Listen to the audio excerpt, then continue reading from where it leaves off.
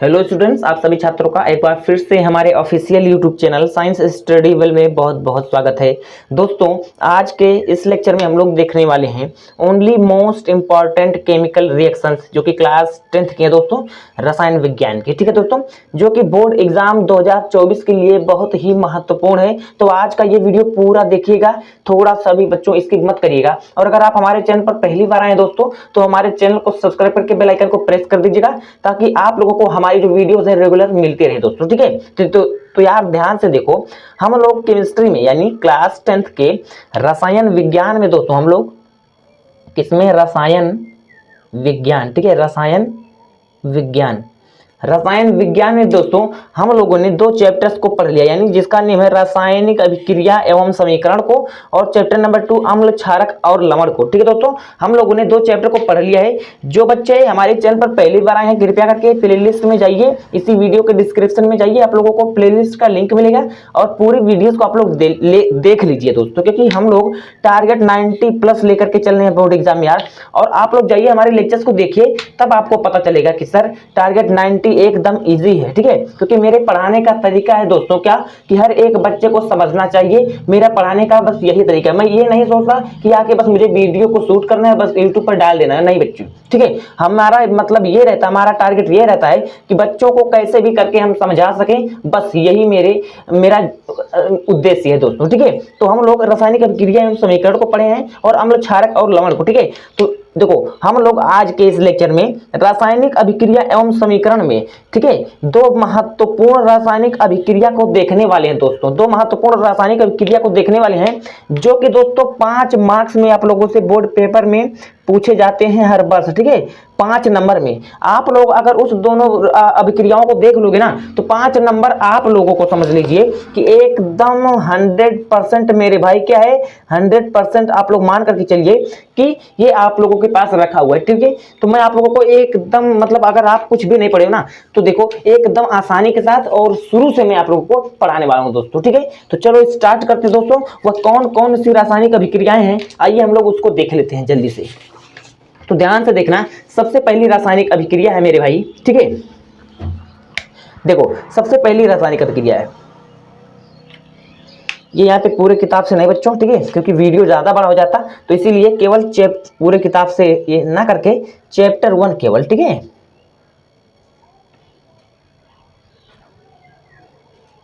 Chapter 1 से है और क्लास 10th साइंस का केमिस्ट्री से है। ठीक है दोस्तों, रसायन विज्ञान से। ठीक है ना, चलो अब देखो सबसे पहली बात हमारे पास है, सबसे पहली रिएक्शन है ऊष्माक्षेपी और ऊष्माशोषी अभिक्रिया। ऊष्माक्षेपी और ऊष्माशोषी अभिक्रिया किसे कहते हैं? तो ये बहुत ही इंपॉर्टेंट रिएक्शन है बच्चों। 5 मार्क्स में आप लोगों को 5 मार्क्स, ठीक है, 5 मार्क्स में आप लोगों को यह क्वेश्चन पूछा जाता है हर बार, हर बोर्ड में। ठीक है, तो बहुत ही इंपॉर्टेंट है, ध्यान से देखिएगा इसको, एकदम अच्छे तरीके से हर एक टॉपिक को मैं क्लियर करते हुए चलूंगा दोस्तों। बस आप लोग वीडियो को एंड तक देखिएगा, क्योंकि यार आप लोगों को पता है, आप लोग वीडियो को एंड तक नहीं देखते और फिर बोलते हो ना कि भैया समझ में नहीं आई है। तो समझ में इसीलिए नहीं आती है आपको दोस्तों, क्योंकि आप लोग वीडियो को पूरा देखते ही नहीं हो यार। तो ध्यान से देखना, हम देखो हमारे पास है दोस्तों ऊष्माक्षेपी अभिक्रिया। सिंपल यार, उष्मा मतलब एनर्जी, किसी भी प्रकार की एनर्जी। ठीक है, उष्मा मतलब एनर्जी, उष्मा, आप लोग उष्मा का मतलब क्या, एनर्जी देख लीजिए। तो यार उष्मा क्या है, और छेपी का मतलब जो उष्मा को मुक्त करती हो, जो उष्मा को मुक्त करती हो, यानी जो एनर्जी को रिलीज करती हो दोस्तों। जैसे आप लोग ध्यान से देखिएगा, हम लोग ले रहे हैं कार्बन, सिंपल आप लोग कागज ले, कार्बन को हम लोग अगर कागज मान ले दोस्तों, या ग्रेफाइट मान ले, या कोयला मान ले, तो कोयला को जब हम लोग ऑक्सीजन की उपस्थिति में दोस्तों जलाते हैं, यानी कार्बन की अभिक्रिया जब हम लोग ऑक्सीजन से कराते हैं, सिंपल। ठीक है, तो क्या होता है दोस्तों, carbon dioxide CO2, carbon dioxide, क्या, कार्बन डाइऑक्साइड गैस निकलती है बच्चों, कार्बन डाइऑक्साइड होती है। और क्या होता है, और 94.0 किलो कैलोरी क्या होती है बच्चों, मुक्त होती है। क्या होती है, मुक्त होती है। यानी सिंपल, जब हम लोग कार्बन को, यानी सिंपली आप लोग अगर कागज को जलाओ बच्चों तो क्या होता है, हीट के रूप में वो जो मुक्त होती है ना उष्मा, वो हमारी क्या होती है, ऊर्जा। उष्मा जो हमारी है एक प्रकार से क्या होती है दोस्तों, ऊर्जा होती है यार। तो ऊर्जा क्या होती है हमारे पास, मुक्त होती है, ये मुक्त ऊर्जा है। यहाँ पर मैं ऊर्जा यहाँ पर लिख दे रहा हूँ, ठीक है। मुक्त ऊर्जा कितनी है, 94.0 किलो कैलोरी। 0 किलो कैलोरी क्या है दोस्तों हमारे पास, ये हमारे पास से मुक्त ऊर्जा। ये बात समझ में आ गई। सिंपल है यार, कार्बन की रिएक्शन जब हम लोग ऑक्सीजन से कराते हैं तो CO2 कार्बन डाइऑक्साइड गैस मिलेगी, और 94 प्लस 94 किलो क्या होगी, कैलोरी, जो कि क्या है, ऊर्जा है एक प्रकार से, ठीक है। वो क्या होगी, मुक्त होगी। मुक्त ऊर्जा कितनी है, 94.0 किलो कैलोरी। ये बात अगर समझ में आ गई, अगर ये बात आप लोगों को समझ में आ गई है तो ये आप लोगों को एकदम आसानी के साथ समझ में आ जाने वाला है दोस्तों, ठीक है। देखो, वे रासायनिक अभिक्रिया जिनमें उष्मा निर्मुक्त होती है, उष्मा निर्मुक्त या मुक्त होती है, ठीक है। देखो उष्मा इसमें मुक्त हुई, जब हम लोग कार्बन को ऑक्सीजन से रिएक्शन कराया तो कार्बन डाइऑक्साइड और इतना हमारा क्या हुआ दोस्तों, इतना किलो कैलोरी हम लोगों को मिली है, मुक्त हुई है, ठीक है। तो क्या हुआ, उसे हम लोग उष्माक्षेपी अभिक्रिया बोलते हैं। अब देखो इसमें उष्मा की मात्रा कितनी, मतलब जो रिएक्शन हम लोग कराए हैं उसमें जो उष्मा मुक्त हुई है मेरे भाई, ठीक है, उत्पाद की ओर। देखो मैं आप लोगों को यहाँ पर एक बात और बता दूं, थोड़ा सा मैं कलर का, चलो हाँ, उत्पाद ये हमारे पास है उत्पाद, और ये हमारे पास है अभिकारक। ये बात मैं एकदम बेसिक से आप लोगों को पढ़ रहा हूँ, कोई भी टॉपिक कोई भी चीज छोड़ूंगा नहीं। ये हमारे पास है अभिकारक, ये दोनों अभिकारक हैं, और कार्बन डाइऑक्साइड हमारे पास क्या है, उत्पाद है। तो हम लोग क्या करते हैं, जो हमारी उष्मा मुक्त होती है रिएक्शन के दौरान हमारी इतना जो उष्मा है, जो एनर्जी बच्चों, हीट एनर्जी है, उष्मा एनर्जी है, ठीक है, वो क्या हुई है, वह मुक्त हुई है। तो हम लोग इसको क्या करते हैं, इसमें उष्मा की मात्रा को उत्पाद की ओर, यानी उत्पाद हमारा किस तरफ है, राइट हैंड साइड। देखो RHS में है और ये हमारा LHS में है, ठीक है। तो राइट हैंड साइड यानी बच्चों उत्पाद की ओर, अर्थात राइट हैंड साइड दाहिने तरफ, प्लस धन, देखो यहाँ पर लिखा है प्लस या धन चिन्ह के साथ दर्शाया जाता है। प्लस का मतलब हो गया दोस्तों कि मुक्त हुई है उष्मा, प्लस का मतलब हो कि मुक्त हुई है। तो कितना मुक्त हुई है, 94.0 किलो कैलोरी उष्मा हमारी क्या हुई है, या ऊर्जा हमारी, या एनर्जी क्या हुई है, मुक्त हुई है, रिलीज हुई है। ये बात समझ में आ गई। अगर ये बात आप लोगों को समझ में आ गई है दोस्तों, तो आप लोगों ने उष्माक्षेपी अभिक्रिया को समझ लिया है, बस यही है यार, एकदम मक्खन है, कोई भी चीज कठिन नहीं है दोस्तों। अब आइए हम लोग देखते हैं उष्मा शोषी अभिक्रिया किससे कहते हैं, उष्मा शोषी। उष्मा का मतलब सिंपल यार, उष्मा हमने बोला एनर्जी एक प्रकार से। तो क्या हुआ, ऐसी अभिक्रिया जिसको हम लोग रिएक्शन, जिसको हम लोग कराने के लिए, जिसको हम लोग शुरू करने के लिए क्या दे दें, कुछ शोषी का मतलब होता है कि कुछ अवशोषित, कुछ उसको एनर्जी देनी पड़े। शोषित अवशोषण वो करता है, किसका अवशोषण करता है, उष्मा का अवशोषण करेगा। उष्मा शोषी है ना, तो उष्मा का अवशोषण करेगा। उष्मा का जब अवशोषण करेगा तो दोस्तों उसे हम लोग बोलेंगे उष्मा शोषी अभिक्रिया। अब आइए देखते हैं हम लोग इसके कैसे लिखेंगे, तो ध्यान से देखिएगा, वे रासायनिक अभिक्रिया जिनमें उष्मा का अवशोषण होता है, अर्थात उष्मा हम लोग हीट देते हैं उस रिएक्शन को कराने में, ठीक है, तो उष्मा शोषी अभिक्रिया कहलाती है। अब ध्यान से देखिएगा इसका एग्जाम्पल हमारे पास है दोस्तों नाइट्रोजन हमारे पास और ऑक्सीजन है। तो नाइट्रोजन और ऑक्सीजन को जब हम लोग रिएक्शन कराते हैं दोस्तों, तो हमारे पास 2NO यानी नाइट्रिक ऑक्साइड, NO को हम लोग बोलते हैं नाइट्रिक ऑक्साइड, और ये 2 है जो इसे हम लोग बोलते हैं आरस समीकरण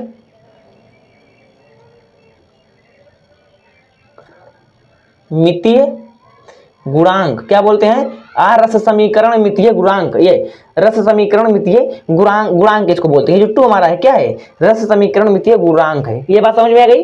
तो यार यहाँ पे हमारा क्या बना, नाइट्रोजन और ऑक्सीजन को हम लोग रिएक्शन कराए तो नाइट्रिक ऑक्साइड हमारा बना। ये बैलेंस करने के लिए इसे हम लोग रस समीकरण मितीय गुणांक बोलते हैं दोस्तों। मैंने आपको बैलेंसिंग पर भी एक वीडियो बना दिया है, जो बच्चे बैलेंसिंग करना नहीं जानते मैंने वहां पर आप लोगों को ट्रिक के साथ बताया दोस्तों, ठीक है। तो जाइए देख लीजिए यार, आप लोगों के लिए ना मैं सब कुछ करने के लिए तैयार हूँ, बस आप लोग खाली हमारे चैनल को ज्यादा से ज्यादा बच्चों के पास शेयर करिए, ताकि वो बच्चे भी पढ़ सकें जो कोचिंग नहीं कर पा रहे हैं, ठीक है दोस्तों। तो देखो हम लोग नाइट्रोजन और ऑक्सीजन को जब रिएक्शन कराते हैं आपस में, तो क्या हुआ, नाइट्रिक ऑक्साइड मिला और माइनस यहां पर दोस्तों 45 किलो कैलोरी। ये भी क्या है बच्चों, ऊर्जा है। ऊर्जा है, क्या है, ऊर्जा है, या क्या हुई है, यह अवशोषित अवशोषित हुई है। अवशोषित का मतलब इस रिएक्शन को कराने में हम लोग एनर्जी को दिए हैं, एनर्जी लगी है। यहाँ पर एनर्जी मुक्त हुई थी, यहाँ पर एनर्जी लगी है, एनर्जी हम लोगों ने दिया है। तो देखो इसमें क्या होता है, देखो माइनस से दर्शाते हैं और इसमें जो हमारी एनर्जी होती है प्लस से। प्लस का मतलब दोस्तों ऊर्जा मुक्त हुई है, माइनस का मतलब कि ऊर्जा को हम लोगों ने वहां पर यूज किया, ऊर्जा को हम लोग दिए हैं, ठीक है ना, ऊर्जा अवशोषित हुई है, ये बात। तो यहां से आप लोग इसको इस प्रकार से, इसको अगर माइनस ना करके इसको अभिकारक की तरफ अगर लिखना हो, अभिकारक मैंने बताया राइट हैंड साइड वाला, sorry LHS, left hand side वाला हमारा क्या होता है, अभिकारक, अभिकारक, और ये हमारा है उत्पाद, ठीक है। तो ध्यान से देखिएगा दोस्तों, ये हमारे पास जो है, ठीक है, ये हमारे पास अभिकारक है। अभिकारक की ओर अगर आप लोगों को एनर्जी को लिखना है तो प्लस से करना होगा, क्योंकि आप लोगों ने इसको अभिक्रिया, इस दोनों को मिलाने के लिए इतना एनर्जी दिया है, तब हमारा जा करके नाइट्रिक ऑक्साइड यहाँ पर पदार्थ या उत्पाद मिला है, ठीक है दोस्तों। तो यही बात यहाँ पर लिखी भी हुई है कि वे रासायनिक अभिक्रिया जिनमें उष्मा का अवशोषण होता है, अर्थात उष्मा का यूज होता है, उष्मा दिया जाता है बाहर से, तो उष्मा शोषी होती है। देखो इसमें उष्मा की मात्रा को उत्पाद की ओर ऋण चिन्ह से, उत्पाद की ओर अगर आप लोगों को करना है तो ऋण चिन्ह से दोस्तों, या अभिकारक की ओर धन चिन्ह से। धन चिन्ह का मतलब है दोस्तों कि आप लोगों ने उतना एनर्जी, उतना उष्मा एनर्जी को क्या किया, दिया है। ये बात समझ में आ गई? अगर ये बात समझ में आ गई तो हम लोग दूसरे बहुत ही महत्वपूर्ण, बहुत ही इंपॉर्टेंट टॉपिक पे चलते हैं दोस्तों, जो है रेडॉक्स अभिक्रिया। जो क्या है दोस्तों, रेडॉक्स अभिक्रिया। आइए फटाफट से मेरे प्यारे साथियों इसको भी देख लेते हैं कि रेडॉक्स अभिक्रिया किसे कहते हैं। तो ध्यान से देखिएगा, रेडॉक्स अभिक्रिया क्या होती है दोस्तों, ऐसी अभिक्रिया, ऐसी रिएक्शन जिसमें अपचयन या ऑक्सीकरण, अपचयन तथा ऑक्सीकरण, अपचयन तथा ऑक्सीकरण यानी रिडक्शन तथा ऑक्सीडेशन की क्रिया एक साथ होती है, ठीक है, उसे हम लोग बोलते हैं रेडॉक्स अभिक्रिया। तो ये भी आप लोगों के लिए बहुत ही इंपॉर्टेंट है बच्चों, 5 नंबर में पूछा जा सकता है, ठीक है। अगर आप लोगों से केवल रेडॉक्स पूछे, केवल रेडॉक्स, आप लोगों को अपचयन और ऑक्सीकरण उसमें नहीं बताना पड़ेगा, तो आप लोगों को ये 2 नंबर में पूछेगा। कितने? 2 मार्क्स में। ध्यान से देख लीजिए, ठीक है, बहुत ही इंपॉर्टेंट है यार, ठीक है, ये बात समझ आ गई। अगर ऐसी अभिक्रिया जिसमें अपचयन और ऑक्सीकरण की क्रिया एक साथ संपन्न होती है दोस्तों, उसे हम लोग बोलते हैं रेडॉक्स अभिक्रिया। इसको हम लोग हिंदी, इंग्लिश में भी दोस्तों रेडॉक्स, रेडॉक्स ही बोलते हैं। रेड का मतलब रिडक्शन, रिडक्शन का मतलब अपचयन, ऑक्स, ऑक्स का मतलब ऑक्सीडेशन अर्थात ऑक्सीकरण। यहां से भी ट्रिक के साथ मैंने आप लोगों को पढ़ा दिया है। जाइए आप लोग हमारे चैनल के डिस्क्रिप्शन में, इसी वीडियो के डिस्क्रिप्शन में जाइए दोस्तों, प्लेलिस्ट में आप लोग जाकर के चैप्टर नंबर 1 पूरा देखिए। मैंने एक एक टॉपिक को बहुत ही बेसिक से पढ़ाया है। इसमें हम लोग केवल इंपॉर्टेंट केमिकल रिएक्शंस को देख रहे हैं दोस्तों, ठीक है। तो जिसमें से दूसरे नंबर का रिएक्शन हमारे पास ये 5 नंबर में ये आप लोगों को से पूछा जा सकता है दोस्तों, ठीक है। आइए हम लोग देखते हैं रेडॉक्स अभिक्रिया किसे कहते हैं। सिंपल है, हमारे पास एग्जांपल हम लोगों ने ले लिया है मेरे भाइयों। एग्जांपल है हमारे पास जिंक, जिंक का रिएक्शन जब हम लोग कॉपर सल्फेट से कराते हैं तो हम लोगों को जिंक सल्फेट और कॉपर का क्या प्राप्त होता है दोस्तों, उत्पाद, पदार्थ प्राप्त होता है नया, ठीक है। तो आइए हम लोग देखते हैं यहां पर कैसे हम लोग पहचानेंगे कि यहां पर मतलब जब तक आप लोग अपचयन और ऑक्सीकरण को नहीं जानोगे तो आप लोग रेडॉक्स को नहीं जान सकते। कैसे? क्योंकि दोस्तों रेडॉक्स अभिक्रिया किसे कहते हैं, रेडॉक्स अभिक्रिया हम लोग उसे बोलते हैं जिसमें अपचयन और ऑक्सीकरण होती है। तो यार अपचयन अगर ऑक्सीकरण आप लोगों को नहीं पता है तो कैसे जानोगे? तो आइए देखते हैं कि ऑक्सीकरण और अपचयन कैसे कहते हैं। शॉर्ट ट्रिक में जल्दी से आप लोगों को मैं बता दूं बच्चों, अगर इसका आप लोग ना, अगर इसको आप लोग एकदम मतलब डिटेल में पढ़ना चाहते हैं, ठीक है, डिटेल इसका अगर आप लोग डिटेल में पढ़ना चाहते हैं तो हमारे वीडियो के आप लोग जाइए डिस्क्रिप्शन में, आप लोगों को वहां पर लिंक मिल जाएगा प्लेलिस्ट का, वहां से आप लोग जाइए देख लीजिएगा। तो आइए हम लोग देखते हैं फटाफट से कि ऑक्सीकरण अर्थात ऑक्सीडेशन किसे कहते हैं दोस्तों और अपचयन किसे कहते हैं। फटाफट से देखते हैं। देखो ऑक्सीजन का जुड़ना, ऑक्सीजन, ऑक्सीजन कैसा तत्व है? ऑक्सीजन एक विद्युत ऋणात्मक, एक ऋणात्मक तत्व। कैसे तत्व है? ऋणात्मक तत्व है। कैसा तत्व दोस्तों? विद्युत ऋणात्मक तत्व है। तत्व है ना, कैसा तत्व है? विद्युत ऋणात्मक, अर्थात ऑक्सीजन पर हम लोग देखते हैं -2 पाया जाता है, यानी ऑक्सीजन का जो बच्चों संयोजकता है वो 2 होती है, ठीक है। और ऑक्सीजन पर कितना चार्ज होता है? ऑक्सीजन पर -2 का चार्ज होता है, ये आप लोग समझिए, ठीक है। संयोजकता से कोई नहीं मतलब है। और देखो इसी प्रकार से अगर ऑक्सीकरण में अगर एक क्रिया और हो रही हो, हाइड्रोजन का निकलना, हाइड्रोजन का निकलना यानी कोई विद्युत धनात्मक तत्व, विद्युत धनात्मक, धनात्मक, धनात्मक तत्व क्या हो रहा है बच्चों, निकल रहा है। कोई विद्युत धनात्मक तत्व अगर निकल रहा है, जैसे H हो गया हमारा, H हो गया प्लस, सोडियम हो गया, सोडियम प्लस, कैल्शियम हो गया, ठीक है, ये सब हमारे क्या होते हैं, कुछ विद्युत धनात्मक तत्व हैं। तो अगर ये तत्व किसी कंपाउंड से निकल रहे हैं तो भी क्या होगा, हमारा ऑक्सीकरण होगा। या बच्चों सिंपल जानिए, इलेक्ट्रॉन की निकलना, इलेक्ट्रॉन का निकलना या इलेक्ट्रॉन की कमी, इलेक्ट्रॉन का निकलना या इलेक्ट्रॉन की कमी कैसे निकलता है। जैसे सोडियम हमारे पास है दोस्तों, कौन है यहाँ, यहीं पर मैं बता दे रहा हूं, सोडियम है हमारे पास। सोडियम क्या करता है, इस पर देखो, सोडियम इस समय क्या है, आवेशहीन है, इस पर कोई चार्ज नहीं है, बट ये क्या करता है, ये Na+ में होकर के एक इलेक्ट्रॉन को त्याग देता है। देखो एक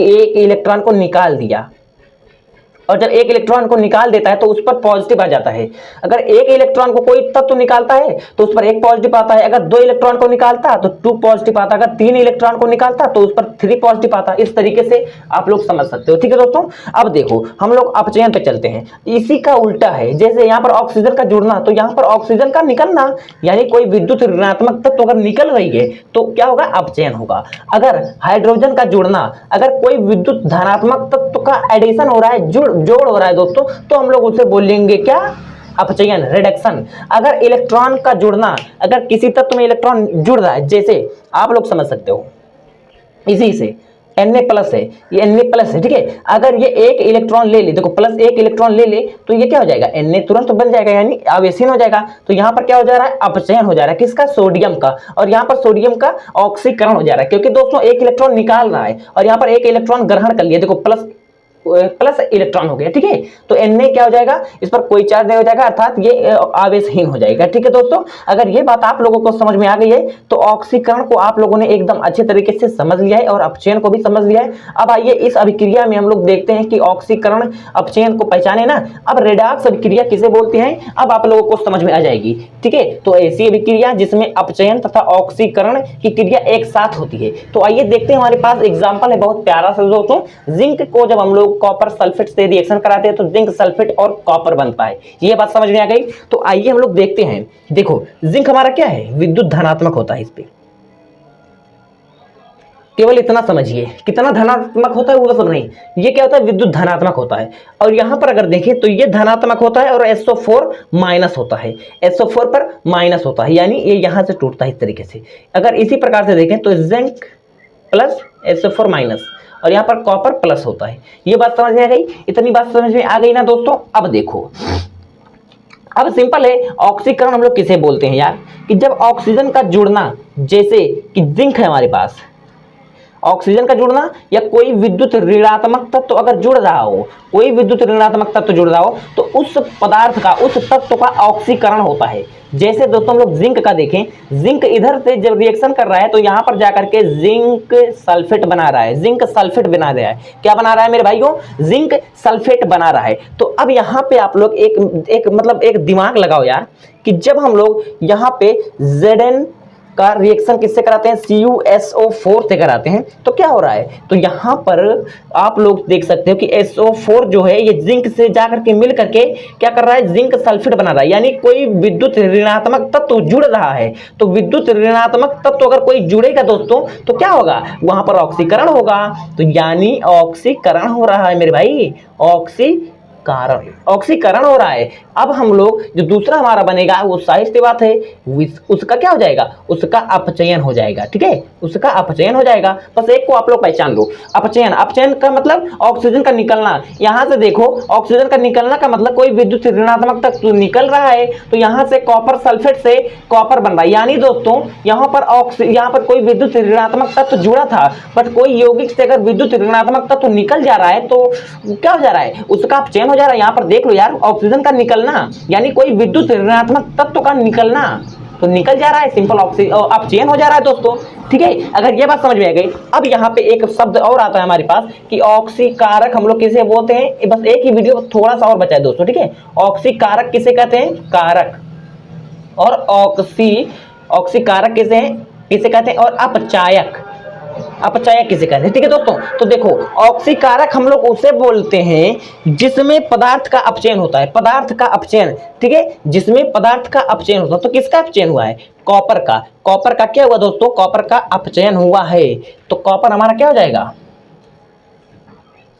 ऑक्सीकारक हम लोग, और जिंक हमारा क्या हो गया दोस्तों, अपचायक हो गया। ठीक है, यानी बच्चों जिसका ऑक्सीकारक हम लोग किसको बोलेंगे, ऑक्सीकारक हम लोग किसको बोलेंगे, ऑक्सीकारक हम लोग उसको बोलेंगे जिसका क्या हुआ है दोस्तों, अपचयन हुआ है। तो कॉपर का अपचयन हुआ है, तो जब जिसका अपचयन होता है उसे हम लोग ऑक्सीकारक बोलते हैं। ऑक्सीकारक यानी CO हमारा क्या है, ऑक्सीकारक है। और अपचयक, अपचायक हम लोग किसे बोलेंगे, जिसका ऑक्सीकरण हो गया। जिंक का ZnSO4 में क्या हो गया दोस्तों, ऑक्सीकरण हो गया है, तो इसको हम लोग बोल देंगे अपचायक। उम्मीद है कि इतना चीज आप लोगों को समझ में आ गया है। ठीक है दोस्तों, तो अगर इतना चीज आप लोग समझ गए हैं तो आप लोग ये मान के चलिए 100% आप लोग ऑक्सीकरण को, सॉरी रेडॉक्स अभिक्रिया को एकदम अच्छे तरीके से दोस्तों पढ़ चुके हो। और अगर नहीं समझ में आया तो वीडियो को शुरू से देखिए, 100% आप लोगों को समझ में आ जाएगा। अब हम लोग चलते हैं कुछ फटाफट से 2 एग्जाम्पल और कर लेते हैं ताकि आप लोगों का जो डर है खत्म हो जाए। चलो ये देख लो, इसमें हमारे पास O क्या है, माइनस होता है, Zn प्लस होता है।